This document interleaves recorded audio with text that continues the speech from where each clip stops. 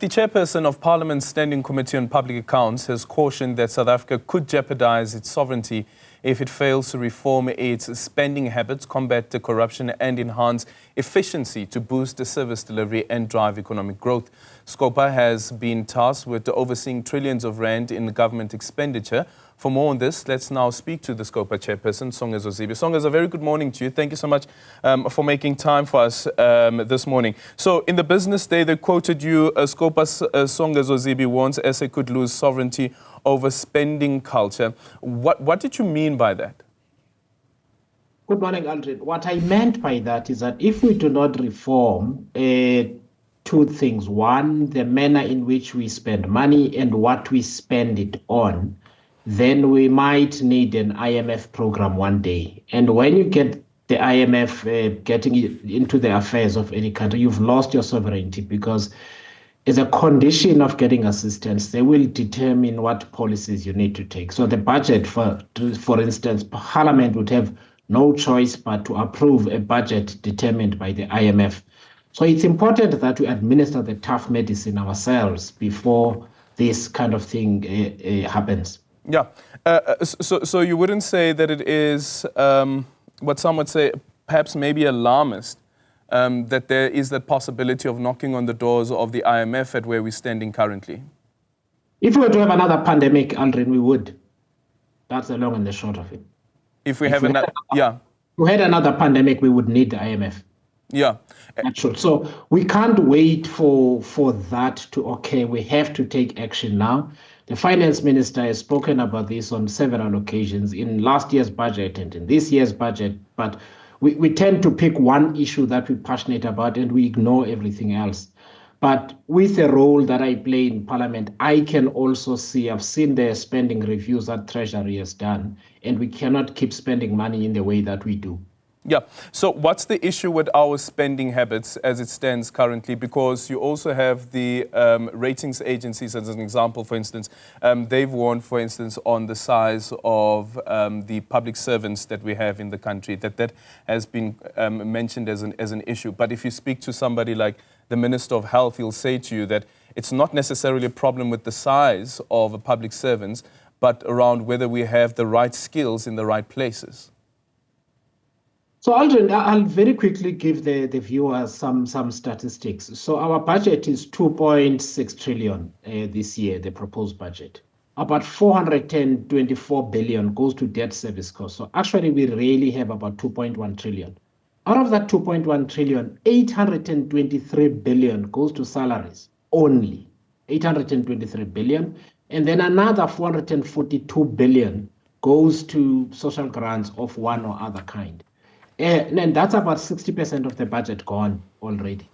We spend so little on investing back in the economy. For example, the amount of money that we spend, the capital expenditure on industrialization and exports is about 15 billion rand. 15, it's not even 1.5% of what we spend on social grants, for instance. Now, I'm not saying let's cancel social grants. I am showing that the things we need to do to grow the economy and create jobs are getting such a tiny allocation that we will almost never get out of a junk credit rating status, because you need to grow the economy to get out of it. So I'm sorry, the Minister of Health, I think, is speaking as a portfolio leader rather than taking a national view. Our public sector wage bill is extremely high, unfortunately, and it's grown above inflation each time. Yeah, and now there's just this agreement that they've reached, the multi-year agreement, which is also slightly above inflation as well. So how do we curb that? How do we make sure that we're able to turn the corner? Because on the other end as well, it speaks to the political decisions that need to be taken, political decisions ahead of a local government election also, which is quite crucial. Unfortunately, the government typically spends a lot of money before an election. There won't be a lot of money to spend on this occasion, but a couple of things we can do. The first, which SCOPA is going to pursue vigorously in the coming years, beginning this year, is implementing what is in the spending reviews, because the government overpays for goods and services. Mm-hmm. There are some building lease agreements where the government pays 45% more than what you would get at market rates. That's not sustainable. That's one example. The second thing is that we need to decide what to do with the money. We spend 35 billion rand on the SRD grant. Everybody gets 350 rand. Within 3 days, it's gone. We need to think of things like taking that same money and plowing it into youth economic development ventures, for instance, to try and create jobs and turn the same people into taxpayers so that we expand our tax base, support youth-owned businesses, etc., etc. So there are things that we need to do to reorientate the way we think about the money we already have. Otherwise, the economy is not going to grow, and eventually people are going to hit the streets because what they really want are jobs. Yeah. COSATU before, especially during that tenure when Zwelinzima Mavavi was still the secretary of COSATU, one of the points that they used to hamper on about was the so-called investment strike from the corporate sector. I wonder from your observation whether that is still in place and whether the geopolitics that we are seeing that's currently playing out would have an impact on an international foreign investor saying, do I want to invest in South Africa, considering, for instance, the tension that it has with one of its biggest trade partners, the United States of America? Aldrin, there has never been an investment strike. I have never met a capitalist who does not want to make more money.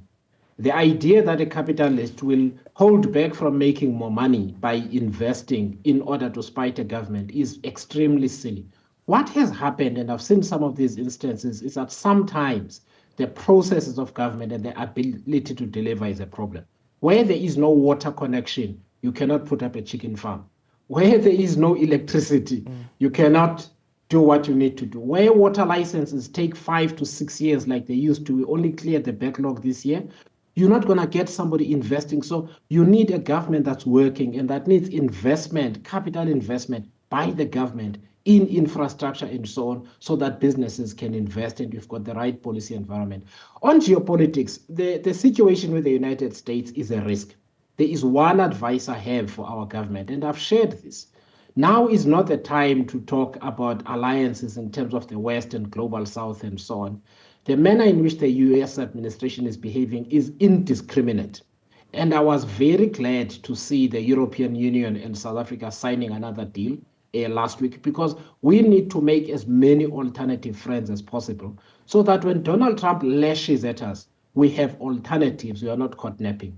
Yeah, and then from the presidency's side, in terms of the envoy, that we were told that the envoy will be set up during the State of the Nation address so that South Africa can explain its foreign policies to various countries, including the United States. There's been a delay with that appointment. The president has explained why there is that delay. I think the ambassador as well, who's now been expelled, has been saying that you're knocking on empty doors. That's the description that he has used. But what should the presidency then do? Look, I heard the president saying the envoys are going to go to other countries. I never understood why they needed to go to other countries, because there's one country that has a problem in South Africa, and that is the US. I think it's a combination of trying to get out of the way, like don't get into unnecessary scraps with the US government, because you have an administration that has got no respect or regard for norms, diplomatic norms or otherwise. So it's important that we focus on our own business here as much as possible. Secondly, Washington is about talking to lots of people. It's talking to congressional staffers, it's talking to senators, it's talking to chairs of committees, it's speaking to think tanks and so on, in order to get as many people as possible to speak on your behalf. It's still really difficult, though, given the dynamic in the White House. So I do feel for the president and the Minister of International Relations in that regard. Yeah. Finally, what do you make of the remarks by the ambassador who's now being expelled, likening the US administration under the leadership of Donald Trump as a supremacist movement? Those are remarks he should have made in private. I meet a lot of diplomats. You will remember that we had the US ambassador here saying something that he felt very strongly about with regards to Lady R, and we were all very upset. Right? You are never going to get an ambassador speaking like that about a president, especially a hot-tempered one like this one.